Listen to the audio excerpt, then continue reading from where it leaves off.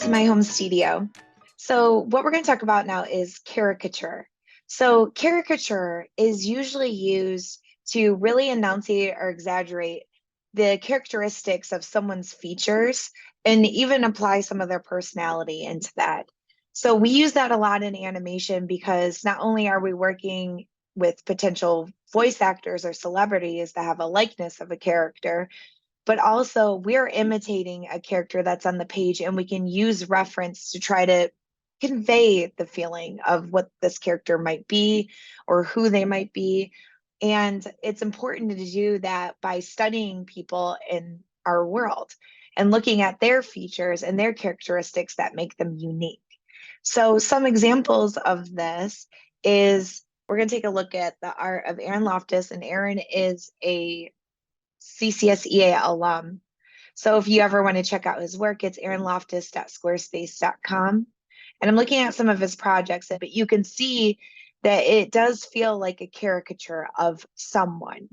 And what I mean by that is there is exaggerated features on this character. And you can see that Aaron explored some different varieties, but this one is probably the one that stuck because it suited the character's personality.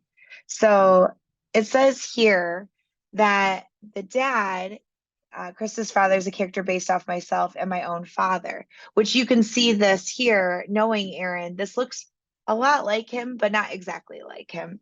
But it feels familiar, feels like him. Tall and gangly, caring and kind, I recall my own father never being separated from his pocket knife, old glasses, and he always had a beer in his hand. So you can see here that he's also exploring what these objects might look like that this character is interacting with and exaggerating that as well. So caricature can apply to props and design as well. So this is used for ideation for a project called the Tire. And this is a really great example of how using caricature can really develop a character and make them feel familiar and comfortable or uncomfortable, depending on, if you are dealing with an antagonist or protagonist. So I did an example of a caricature. So we'll start with the rough sketch. I'm going to go ahead and share that with you now. So I decided to do Harley Quinn, Margot Robbie from Birds of Prey. So this is the reference image that I used. And the things that really stood out to me was that, Harley, at least in this image, she really feels like she has like big eyes. And this, she looks very innocent. Something too is her nostrils are kind of flared. She's got a really great nose shape here. And you can tell that there's this kind of uncertainty with her mouth, and her brows are really, really exaggerated, which is communicating a lot. There's even a little bit of line here. So what I did with this is I started with a gesture. Remember, everything always starts with a gesture. And try to capture just, the feeling as quickly as possible without worrying too much about detail.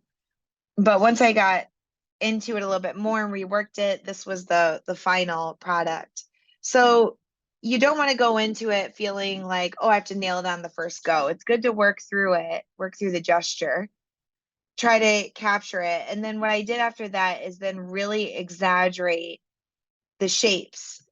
Like I mentioned, her eyes were really big and felt very innocent. Her nose was kind of flared out.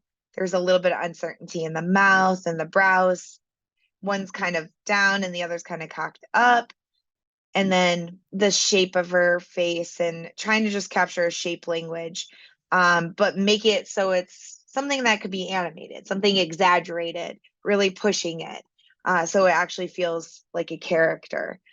So now what you will have to do is it is time for you to give it a go. So find some celebrities and please use real celebrities or real images of people and start to find their unique features, find the things about them that make them, that give them those characteristics. And consider too, what does it feel like? What storytelling moment is it giving you when you're looking at this image? That's also really important too, especially pursuing animation because it's such a visual storytelling medium. So get started, find those celebrities that I would say maybe do about 10 of them and really exaggerate those features, push them, make them feel like characters that we know and are familiar with, but we can recognize who it is. All right, good luck.